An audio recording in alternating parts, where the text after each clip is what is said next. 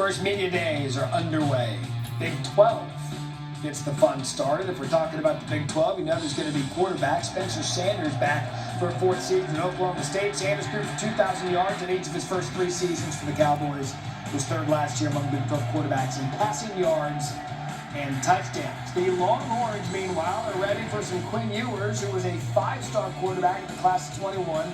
Ewers played just one game last year for Ohio State before transferring back home to Texas this year. The Sooners expect big things from Dylan Gabriel. He threw for 3,500-plus yards in each of his first two seasons at UCF. He transferred in, broke his collarbone late last September, played just 3 games. And another transfer, JT Daniels, ready to team up with his former OC at USC, Graham Harrell. Daniels played 2 seasons at USC and at Georgia. He also sports an 8-game win streak as the starter, second longest in all of FBS. As we welcome in the head coach of West Virginia, Neal Brown, with us from Big 12 Media Days. Coach, happy talking season. What was the last thing you did as a last chance at summer vacation? Matt, thanks for having me. First of all, I just got back from the beach and had a big softball tournament in Morgantown, the Motown Mayhem. 11-year-old daughter won the championship, so big weekend for us. Now, you're not a coach of that team, are you? You're just a supporter and a parent? Matt, I get enough of the coaching profession in my day job.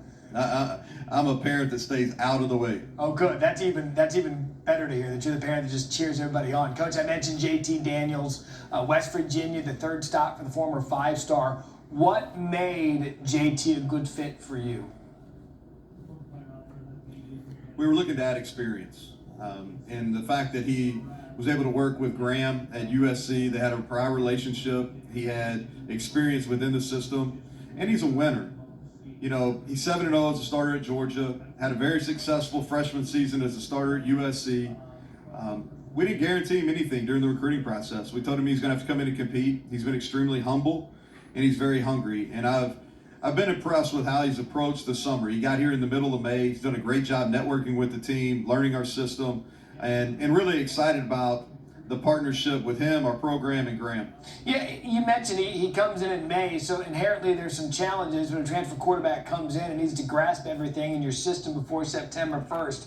What are those challenges that he needs to get caught up on before that first game?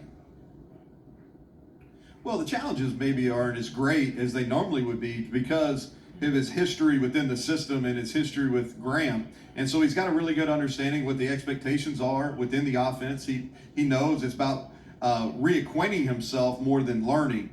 And so that's something he's done. And with the technology that we have now, once he committed to us in early April, he was able to get on conference calls and video learning sessions with Graham. So we felt like he came in with a great knowledge base. He knew what to do. The summer and into fall camp, when we start here in 19 days, is really about timing with our receivers. You know, I looked at your schedule last year. You nearly beat Oklahoma. You beat Iowa State. You beat Texas. Then you lose to Texas Tech and Oklahoma State. And I know it's last year, but in your mind, what has been missing to really putting it all together every week to have one of those special seasons? Well, I think it's 2 things. And you hit on this, Matt, is we've been really close. We've lost some close games. We finished in the middle of the pack the last 2 years. We've been to bowl games, but we need to take the next step of the program. And I think 2 things that need to happen for us is, number one, we've got to do a better job of taking care of the football. We've got to win the turnover margin and do it more consistently. And that's taking care of it and get some takeaways.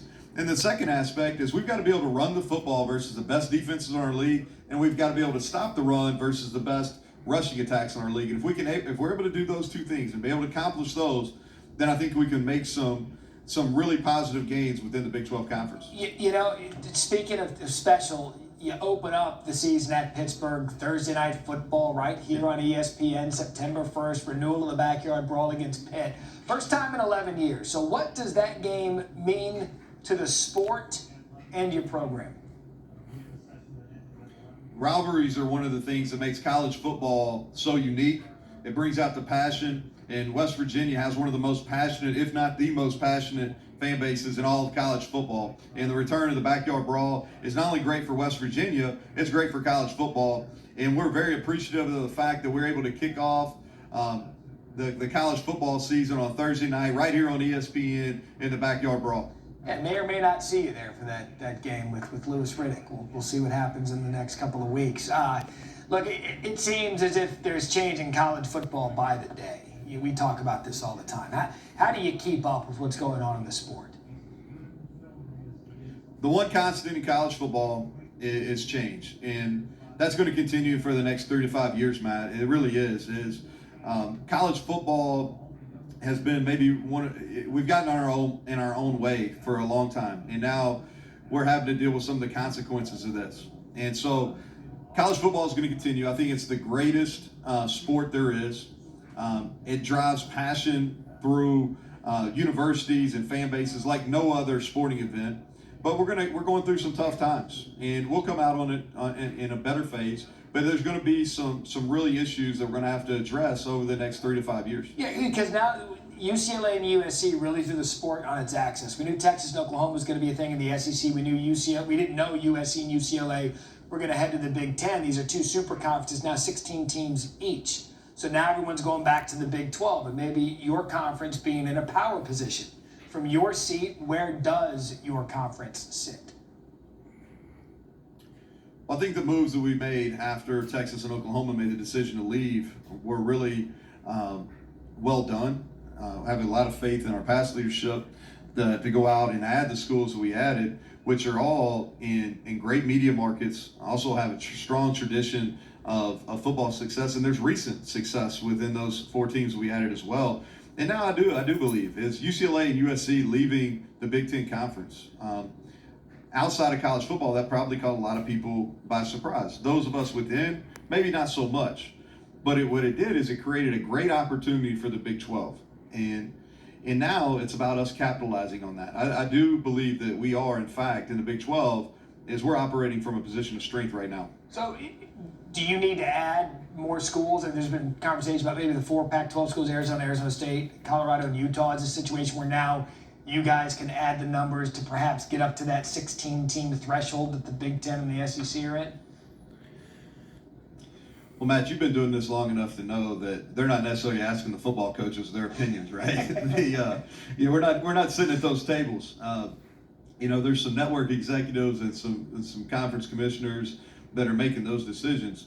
But I do think if our commissioner makes a decision to add teams, I think that's something that will be well received. And I think it positions ourselves not only from a network standpoint and television viewer standpoints, but also from a competitive opportunity as well. It really would. And then you have 3 16-team leagues. Who knows what's going to happen? There's been speculation forever about where college football is headed, but I think you hit on it perfectly. There's been some self-inflicted wounds in years past trying to be corrected today. Here's what I know. Can't wait to catch up with you before week 1, West Virginia and Pitt, September 1st, right here on ESPN. Coach, good talking to you. Enjoy Texas. Matt, thanks. Appreciate it.